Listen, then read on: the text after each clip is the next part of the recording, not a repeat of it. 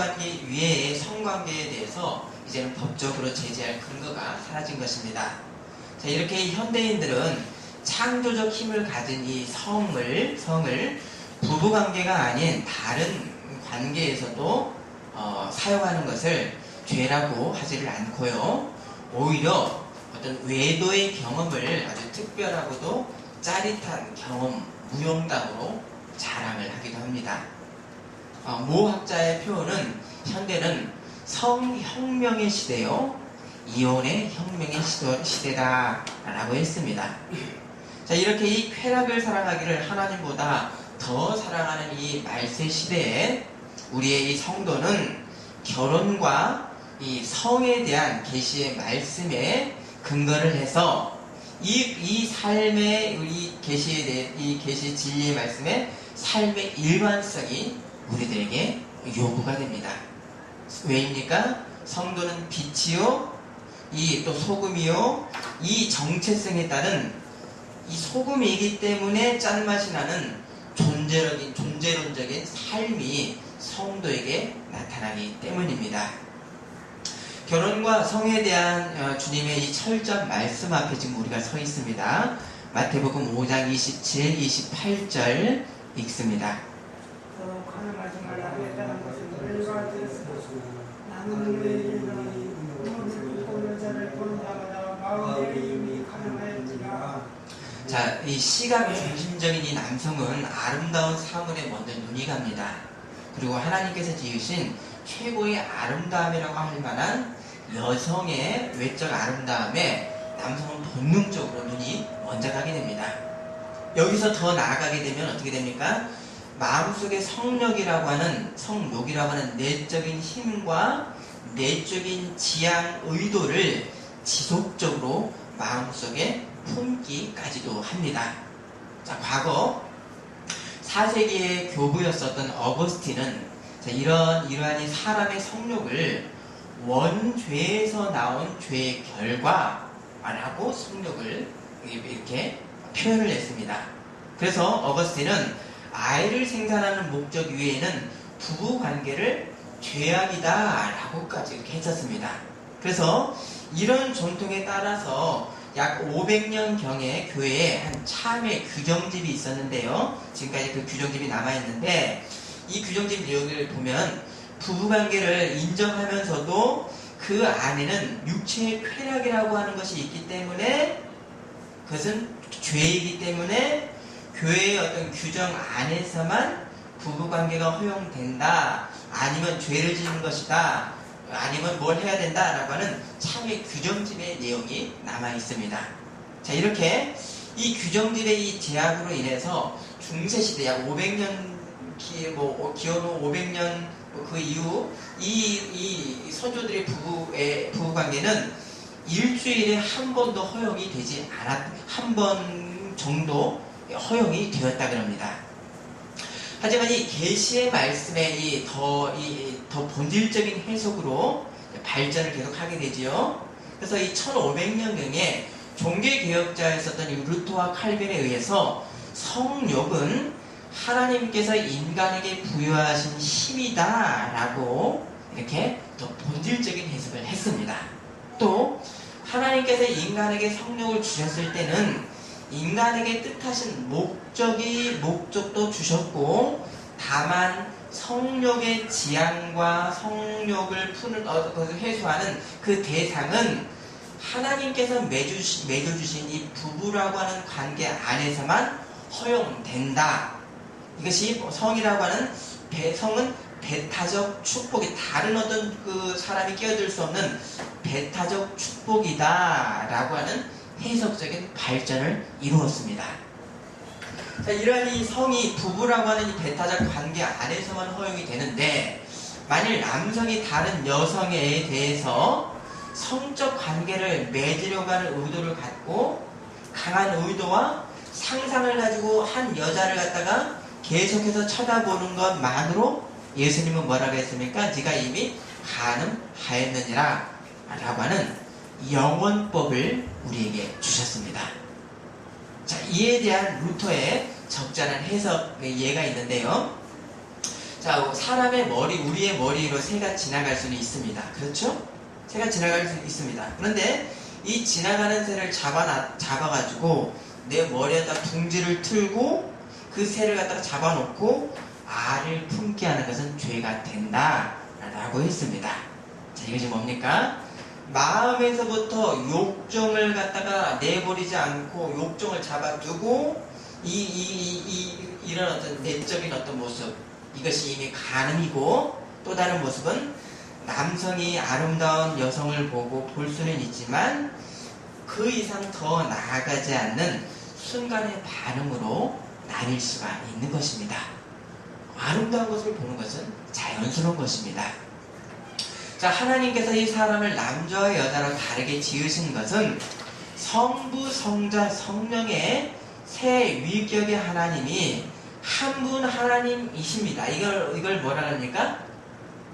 내재적, 그러니까 내재적인 삼위일체입니다. 내재적 삼위일체의 본을 따라서 사람을 어떻게 지으셨습니까? 둘이 한 몸이 되도록 남자와 여자로 지으셨습니다.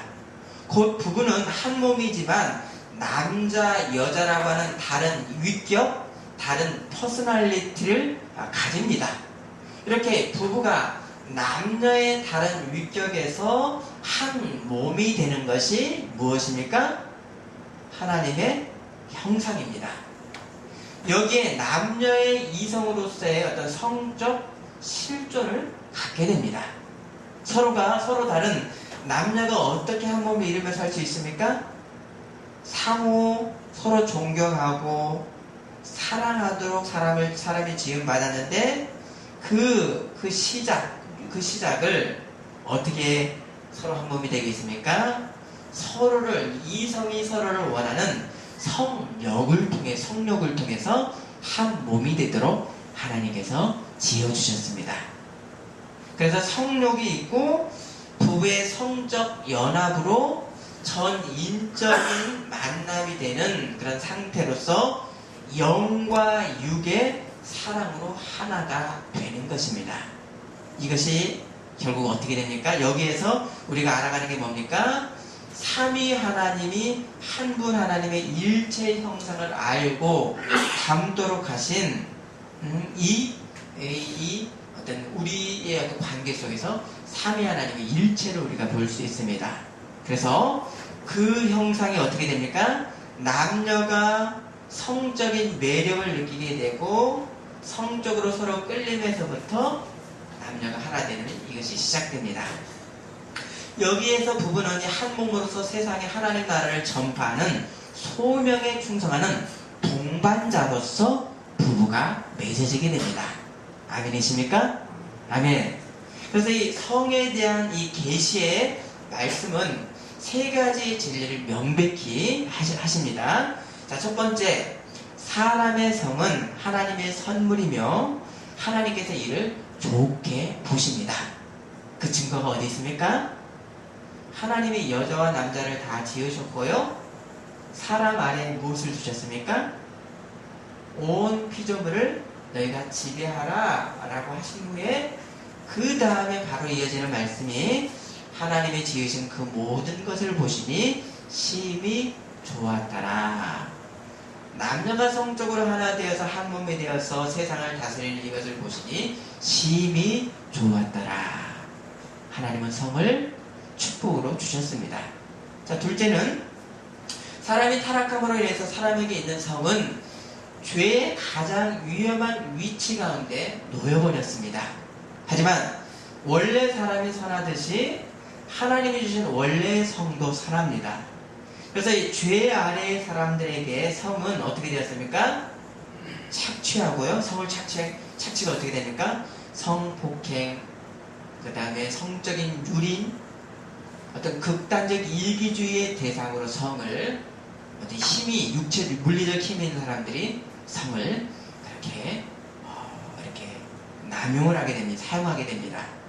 그래서 아담의 범죄 후에 사랑의 관계로 동등했었던 이 부부관계가 어떻게 죄로 인해서 변했습니까? 하나님 말씀 가운데 죄로 인해서 이렇게 될 수뿐이 없었던 것이 너는 남편을 원하고 남편은 너를 다스릴 것이니라. 자, 범죄 이후부터는 부부의 한 몸에서도 어떻게 됩니까? 지배하는 자가 있고 종속하는 그런 남자와 여자의 개념으로 죄의 타락의 결과로 변해버렸습니다. 자, 그런데 우리 구원받은 우리 성도는 이런 세상 가운데 살고 있지 않는 것입니다. 아멘이십니까? 아멘. 성에 대한 계시의 세 번째는 사람이 하나님을 신앙하고 구원의 은총을 받아들일 때는 이 성의 관계도 구원을 받을 필요가 있는 것입니다. 에베소서 2장 10절에 우리는 그가 만드신 바라 그리스도 예수 안에서 선한 일을 위하여 지으심을 받은 자니. 새롭게 태어난 우리는 성뿐만 아니라 모든 것에 선한 일을 위하여 지으심을 받은 것입니다. 예수님의 이 대속의 죽음은 유대인과 이방인의 막힌 담을 걷어서 하나로 만드셨고요. 이제는 어떻게 되었습니까? 죄로 인해서 종속과 지배였던 그런 모습이었지만 이제는 우리는 성도는 남자와 여자도 한 몸에 동등한 부부의 관계로 성 또한도 구원을 받았습니다. 아멘이십니까? 아멘. 이 그리스도의 구원, 예수님의 이 구원을 받은 이후에는 남녀의 관계도 주종의 관계가 아니라 이성에 대한 거룩한 성윤리를 우리가 갖게 되고 우리 구원받은 성의식의 진리 아래 우리가 놓여 있는 것입니다. 삼위 하나님의 일체의 신이 사랑의 형상을 이루는, 구체적으로 부부 가운데서 이루는 복의 통로로서 부부관계의 성이 구원을 받은 것입니다. 고린도전서 7장 4절에 아내는 자기 몸을 주장하지 못하고 그 남편이 아내를 주장하고요, 남편도 그와 같이 자기 몸을 주장하지 못하고 오직 그 아내가 하나니. 이렇게 남편과 아내는 내 몸마저도 홀로 주장을 할 수가 없습니다. 어떻게 합니까? 서로 상호 합의적 관계로 주장할 정도로 부부는 어떤 존재입니까? 한 몸입니다. 여기에 구원받은 부부의 결혼과 성윤리가 무엇인가? 히브리서 13장 4절에는 모든 사람은 결혼을 귀히 여기고 침소를 더럽히지 않게 하라. 음행하는 자들과 간음하는 자들을 하나님이 심판하시리라. 자, 지금의 목회자들도요, 평신도들도 성이라고 하는 이 축복을 아주 죄로 오용할 수 있는 위험 가운데 노출되어 있습니다. 하지만 예수님 안에서 구원받은 백성은 예수님의 말씀으로 나의 옛 삶을 우리는 어떻게 됐습니까? 옛 삶에 죽었고, 죄로 죽었고 새로운 삶으로 우리는 늘 새롭게 나아가는 것입니다. 영생에 살아있는 자의 실존을 드러내기 때문입니다. 성도가 이거 뭡니까? 우리는 죄를, 어떤 성적인 죄를 전혀, 오늘 주제의 말씀, 성적인 죄를 전혀 안 짓는다는 걸, 그런 그런 것이 아니라, 우리는 말씀으로 늘 새로워지는, 매일의 진정한 회개를 통한 성화의 연속 가운데 우리가 놓여 있는 것입니다. 그래서 시편 1편 말씀에, 복 있는 사람은 악인들의 꾀를 따르지 아니하고, 죄인들의 길에 서지 아니하며, 오만한 자들의 자리에 앉지 아니하고. 죄인은 어떤 사람입니까? 그 죄의 자리에 철퍼덕 앉아 버리는 사람입니다. 그러나 의인은 어떤 사람입니까? 그 자리에 앉아 있었을지라도 일어나서 하나님의 말씀의 길 가운데로 회개하며 나아가는 것, 이것이 의인의 자세입니다. 요한 1서는 죄가 있을 수뿐이 없는 성도와 우리의 어떤 죄의 실존과 또 한편으로는 죄를 지을 수 없는 성도의 모습에 대해서 이 양가성을 말씀합니다. 요한일서 1장 8절 9절 말씀, 만일 우리가 죄가 없다고 말하면 스스로 속이고 또 진리가 우리 속에 있지 아니할 것이요, 만일 우리가 죄를 자백하면 그는 미쁘시고 의로우사 우리 죄를 사하시며 우리를 모든 불의에서 깨끗하게 하실 것이요. 진정한 회개, 매일의 회개, 이것이 우리 어떤 존재적 실존입니다. 죄의 실존입니다. 그러나 또 한편으로는 계속되는 회개가 이끄는 성도의 또 다른 실존은 무엇인가? 요한일서 3장 6절은 그 안에 거하는 자마다 범죄하지 아니하라니 범죄하는 자마다 그를 보지도 못하였고 그를 알지도 못하였느니라. 아멘이십니까? 아멘. 쾌락을 하나님보다 더 사랑하는 이 세대 가운데 구원받은 우리에게는 성 또한도 우리는 성도 구원 축복을 받았고 구원받은 성의식과 성적인 어떤 그런 모든 거룩한 행함이 드러나는 것이 성도의 본연입니다. 그래서 부부관계 이해성은 하나님의 이 관계의 형상을 깨는 것으로서 부부의 한 몸으로서의 성만이 가정과 세상을 향한 하나님의 열매를 맺을 수가 있는 것입니다. 한 여자를 사랑하고 한 남자를 사랑하는 정결한 사랑의 이 성에서만이 서로를 위하는, 한 사람만을 위하는 사랑 가운데서 이 성의 관계 속에서 어떤 현상이 나타납니까? 서로를 위하는, 나를 주는 자기 증여가 그 관계에서만 드러나기 때문입니다. 반면에 내 육의 쾌락만을 추구하는 성관계는 어떤 관계입니까? 그 몸을 이용하는 것이지요. 이용하는 건 뭡니까? 감히 사람이 하나님의 형상으로 지음받은 사람을 물건으로 대하는 죄 가운데 있는 것입니다. 성을 통해 남녀는 혹여 가정 안에서도 어떻게 됩니까? 성을 통해서 홀로 있는 것에서 고립으로부터 성은 구함을 받을 수가 있습니다. 부부의 성은 화해를 이루고요, 용서로서 다시 하나가 되게 합니다. 성은 오로지 예수님의 이 통치의 사랑 안에서 영육에 서로를 온전히 사랑하는 전인적 만남일 때 부부에게 하나님의 형상이 드러나게 됩니다. 남녀의 인격 간의 진정한 대화의 절정인 이 부부의 성의 결과에 대해서 창세기 4장 1절은 그 역사를 이렇게 말씀합니다. 아담이 그의 아내 하와와 동침함에 임신하여. 그러면 창세기 4장 1절 밑에 각주에는 이렇게 쓰여 있습니다.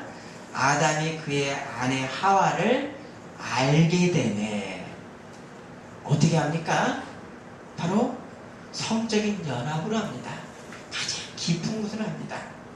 자신의 가장 소중한 부분, 그러나 보호받아야 될 성을 서로에게 내어줄 때 상호 증여를 통해서 부부는 서로를 알아가게 됩니다.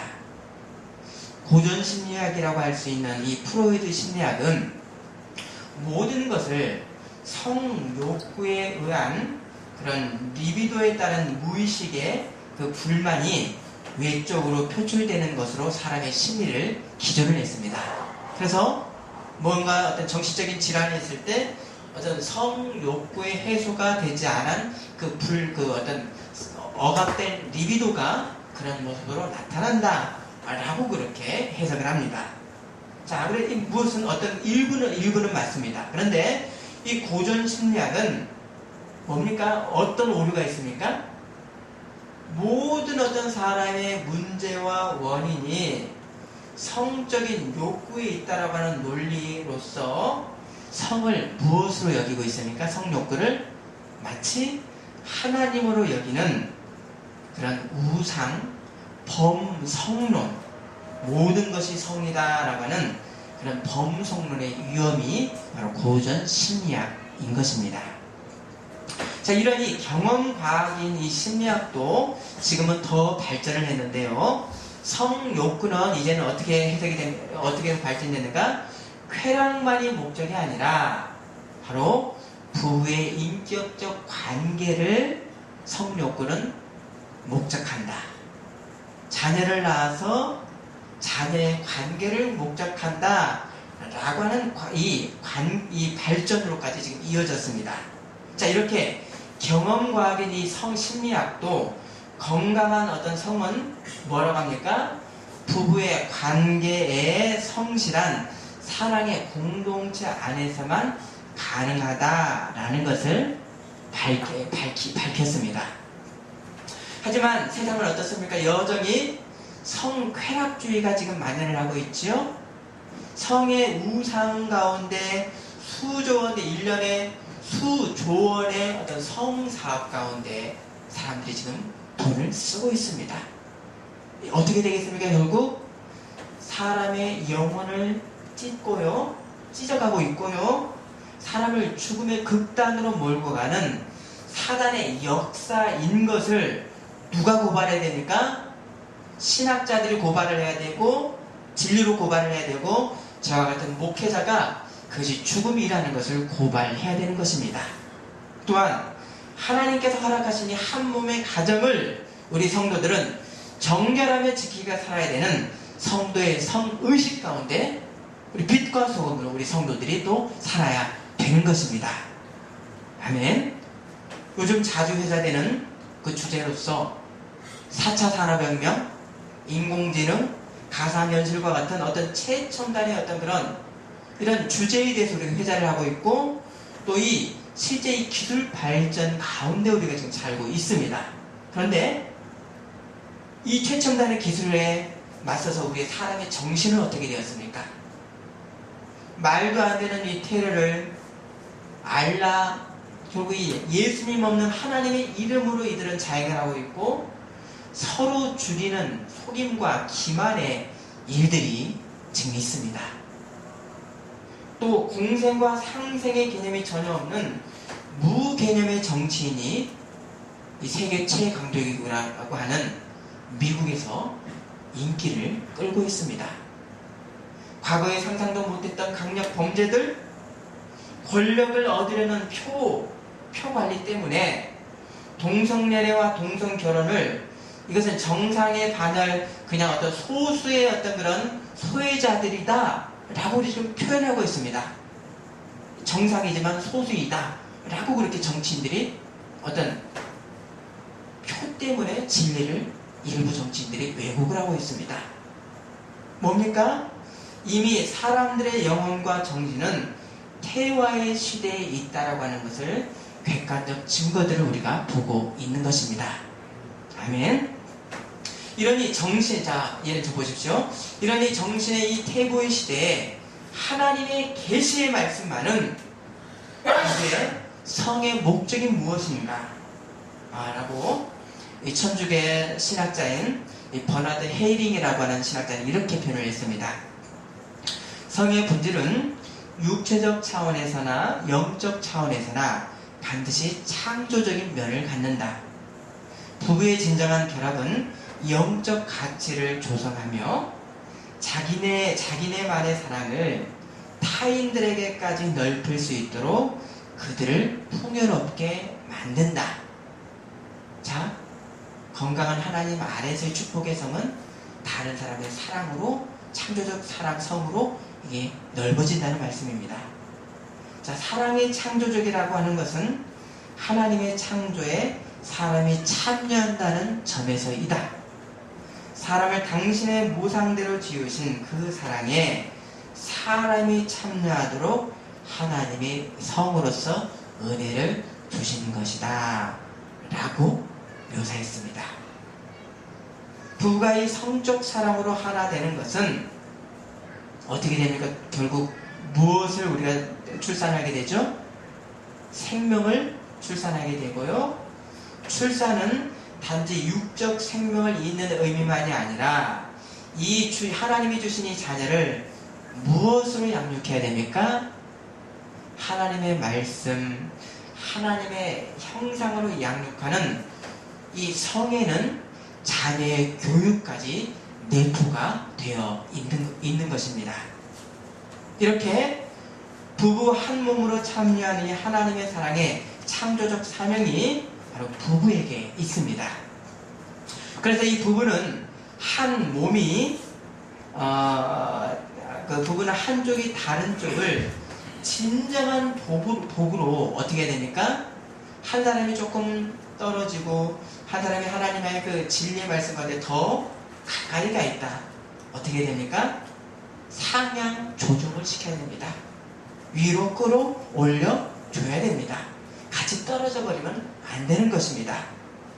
또 자녀와 후손들에게 하나님의 말씀으로 부부가 한 몸으로 양육을 해서 자녀를 통해 이제 후손을 통해서 하나님의 나라를 확장하는 사명이 누구에게 있습니까?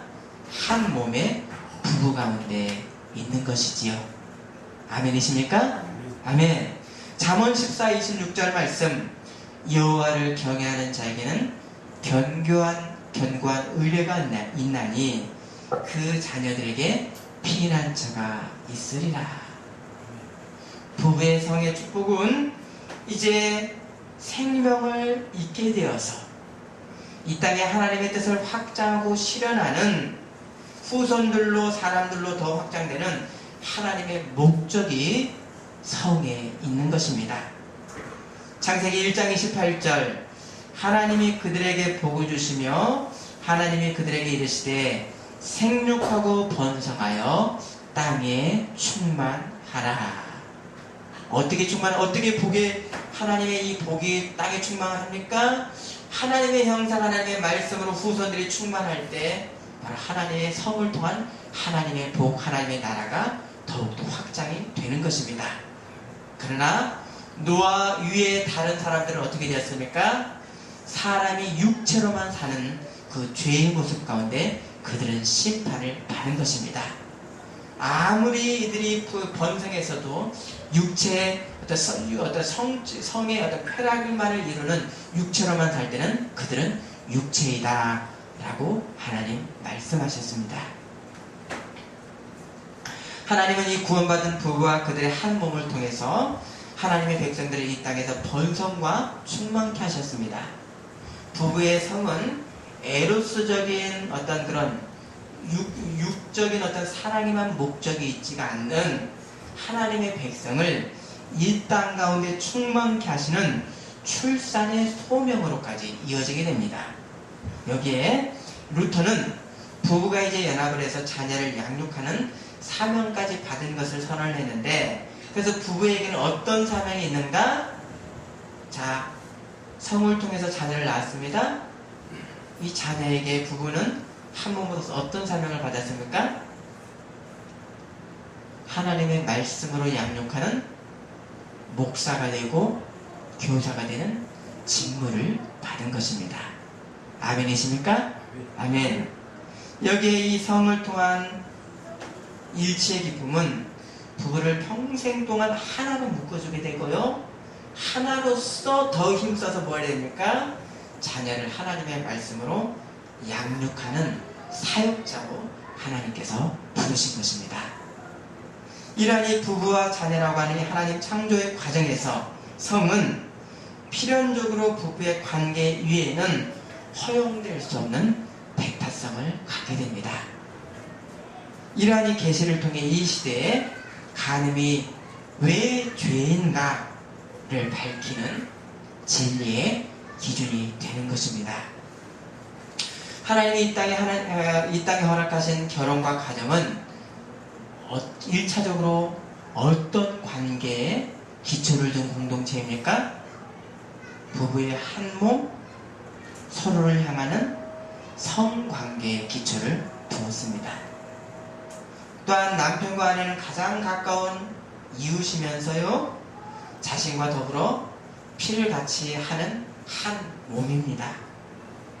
한 몸의 배우자에 대해서 간음을 금하는 것은 우리가 물론이고요, 진리는 금하는 것은 물론이고, 간음의 모든 종류의 원인인 동기, 방법 그런 것들도 금지해서 부부에게 사랑과 성실이라고 하는 영원법 아래 구원받은 우리가 놓여 있는 것입니다.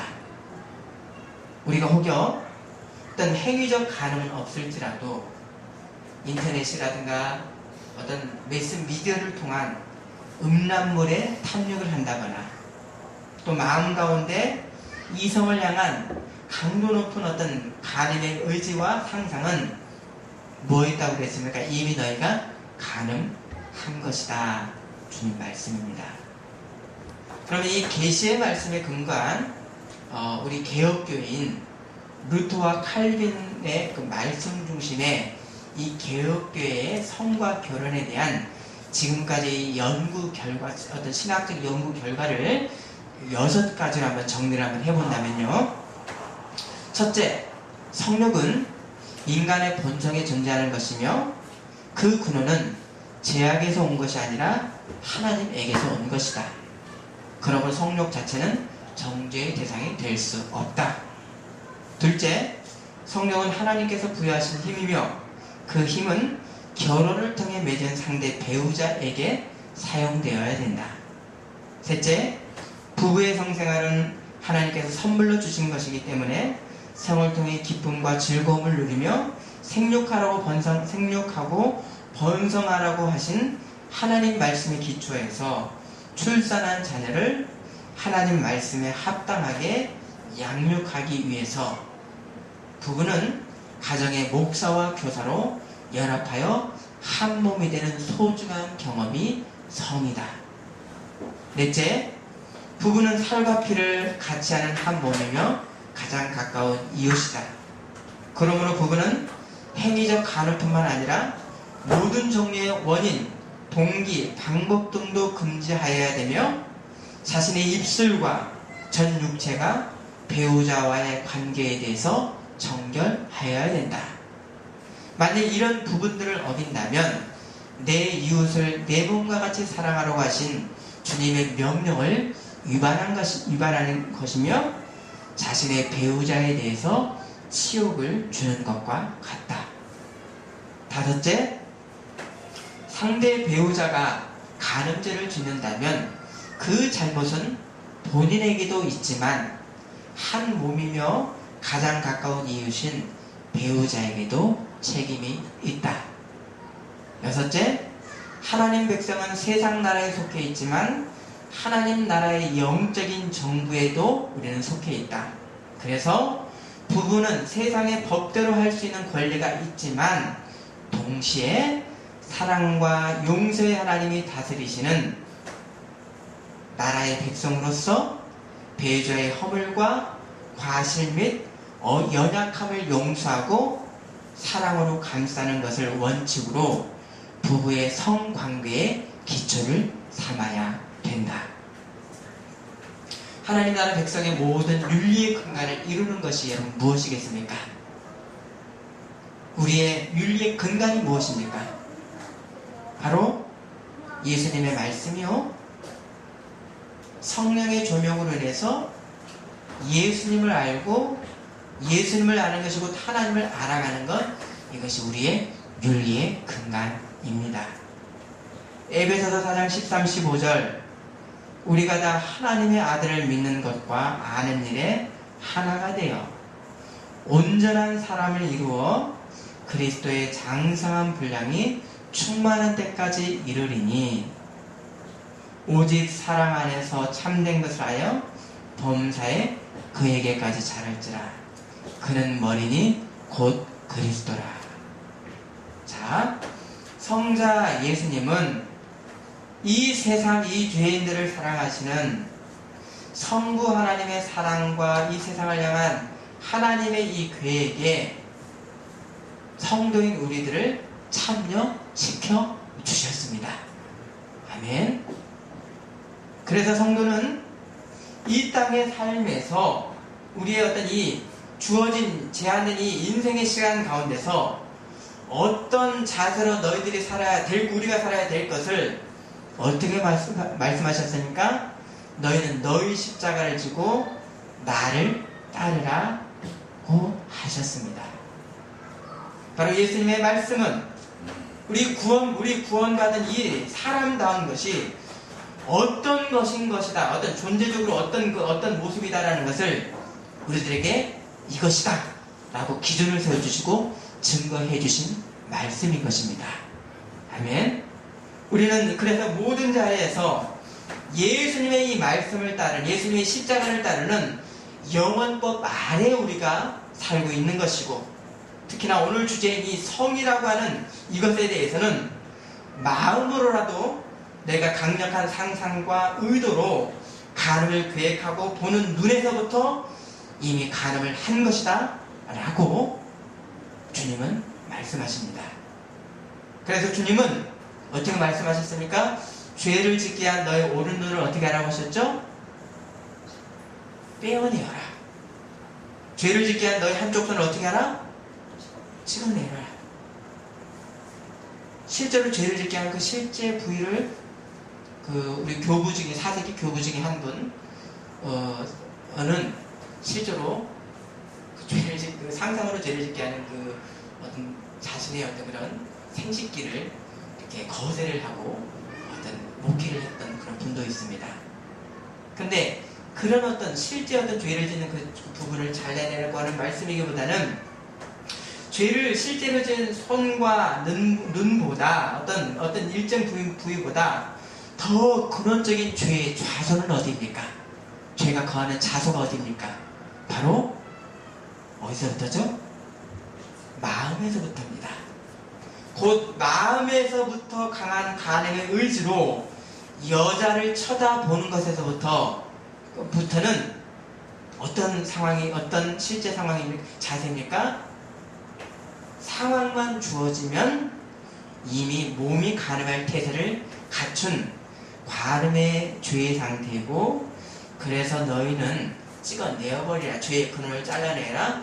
그 죄의 좌소인 마음부터 거룩해지고 그 죄의 자세를 찍어내어버리라 말씀을 하신 것입니다. 바로 이것이 구원받은 성도의 실존이다. 너희가 이것을 드러내라 라고 하는 말씀인 것입니다. 아멘이십니까? 아멘. 우리가 두렵지만, 다 행하지 못하지만 우리는 이 영원법의 말씀 가운데 서 있습니다. 자, 이 말씀이 아주 과격한 새 율법의 말씀이어서 우리가 그렇게 살지 못하는 두려움 앞에 먼저 있습니다. 하지만 내가 주님을 사랑하고 따르는 제자 되기를 원하는 사람에게는 말씀에 순종할 수 있는 내적인 치유와 회복의 능력을 우리 안에 계시는 성령께서 먼저 주십니다. 아멘이십니까? 아멘. 하나님을 사랑하는 자, 주님의 십자가를 따르기를 간절히 원하는 자에게는 이 말씀에 살지 못하게 하는 내적인 상처, 그 모든 것들을 성령께서 회복과 치유로 인도해 주시는 것입니다. 그럼 어떻게 우리가 사람의 의지만으로 마음으로라도 간음의 죄에 대해서 온전할 수가 있겠습니까? 불가능합니다. 잠시 그럴 수 있지만 우리들의 죄성은 그 죄를 오랜 시간 덮어둘 수가 없습니다. 하나님이 은혜 주셔야 가능합니다. 혹 어떤 사람에게 성적인 그런 문제가 있는 것은 그 원인이 뭐겠습니까? 그 사람이 지금까지 살아왔던 그런 환경, 부모에게 받았던 학대, 오랜 기간의 내적인 습성들, 오랜 삶의 잘못된 지향성들, 이런 온갖의 그런 100개도 넘는 그런 요소 가운데 그것이 행위로 성적인 문제 가운데 나타나기 때문입니다. 때로는 고치기 어려운 어떤 성격들, 집착의 문제들, 이런 결과로 나타나게 됩니다. 이런 깊은 무의식의 어둠의 복합적 잔재들이 외적 행위를 일으킨다라고 하는 심리학의 어떤 표현은 정확한 표현입니다. 하지만 우리가 하나님을 진정으로 사랑하고 내가 주님의 십자가를 진정으로 지기를 원하는 제자가 되기를 원하는 사람에게는 하나님의 이 치유의 다면적인 빛의 역사가 우리 안에 있는 복합적 병적 원인을 성령의 빛으로 치유하시고 예수님의 말씀에 순종할 수 있는 능력 또한 또 함께 주시는 것입니다. 아멘. 아멘이십니까? 아멘. 신실한 그리스도의 제자로 살도록 하나님의 은혜를 주십니다. 우리의 마음에서부터 주님의 빛의 역사, 주님의 아름다움을 사모하고 이 영혼의 향기가 삶의 향기로도 드러나기를 간구하고 또 드러나는 우리가 되시기를 간절히 소원합니다. 아멘. 기도하시겠습니다.